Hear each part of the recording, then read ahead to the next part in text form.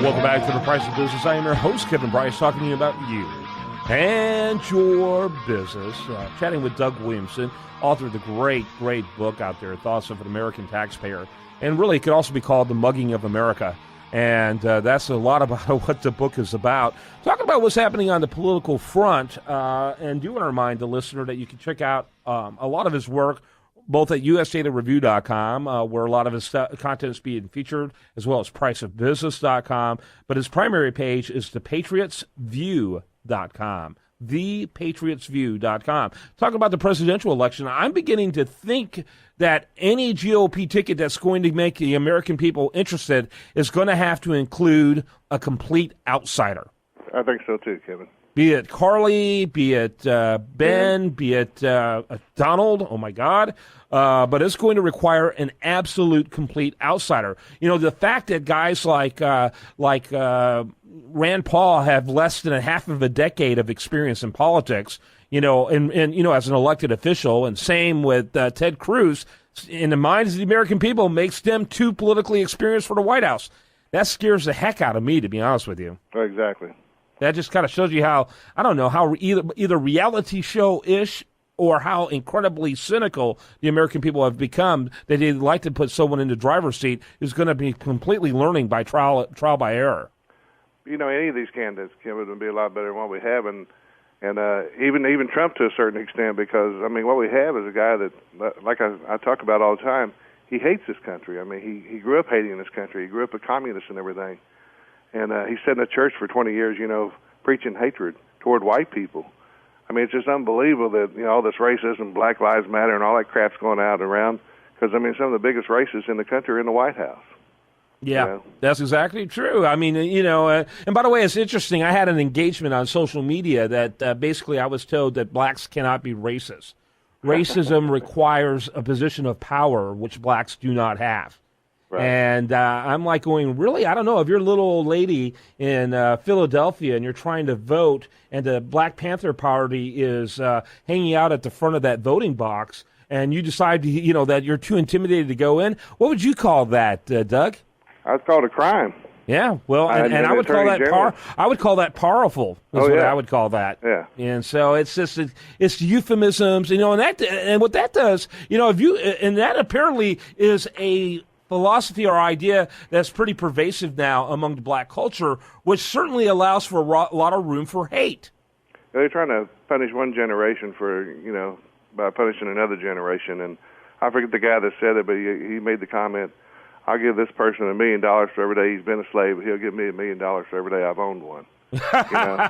so it's a pretty good saying, isn't it? I mean, it's just, you know, we can't change history.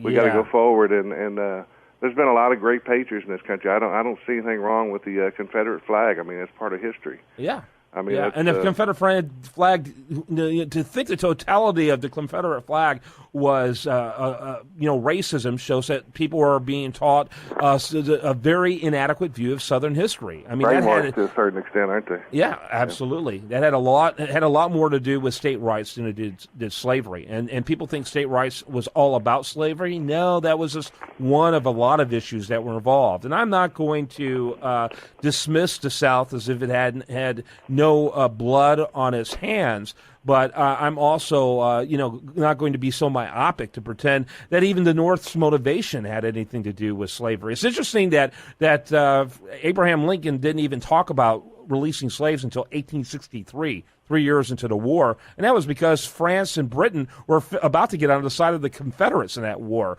They had already provided all the armament for the South. The South didn't produce any guns and any armament. They were already providing the armament, and so he had to come up with some kind of trump card to get the Europeans to stay out of it. You know, and all that shows is one thing. Both sides had their own issues. There was not the clean treatment that the history books try to give it today, and it also shows the total lack of education when it comes to Americans, when it comes to our history. It does, because if African Americans were to actually do their history, they'd understand they would never vote Democrat. Yeah, you know, the Democratic Party's done so much damage to them over the years and have done nothing for them. Yeah, I mean, and they shouldn't expect anybody to do anything for them. They need to do for themselves just like the rest of us do. I mean, you got to grab yourself by the bootstraps and get on down the road, you know.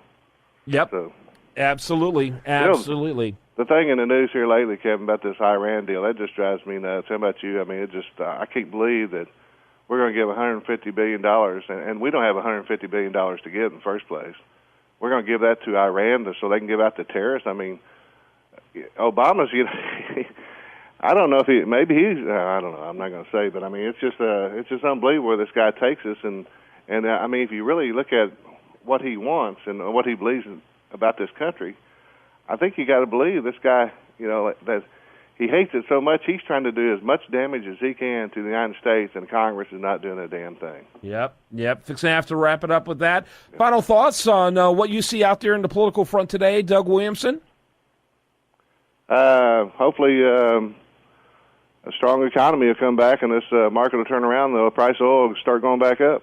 Yeah, that'd be interesting to see that happen. And there's no indicator of that, but it would be nice to see that happen. Doug Williamson, though, right? What's that? Be optimistic, though. Yeah, right? Be optimistic. I like that. We certainly can use some of that with $18 trillion debts and all the other scary stuff going on. That little optimism might help. I appreciate you, buddy. Good stuff. Thank you, Kevin. Appreciate you, man. Yeah, have a good day. You're a great American. You are too, sir. Keep up the great work. All right, thepatriotsview.com. Check it out. Meanwhile, I'm Kevin Price, and this is The Price of Business.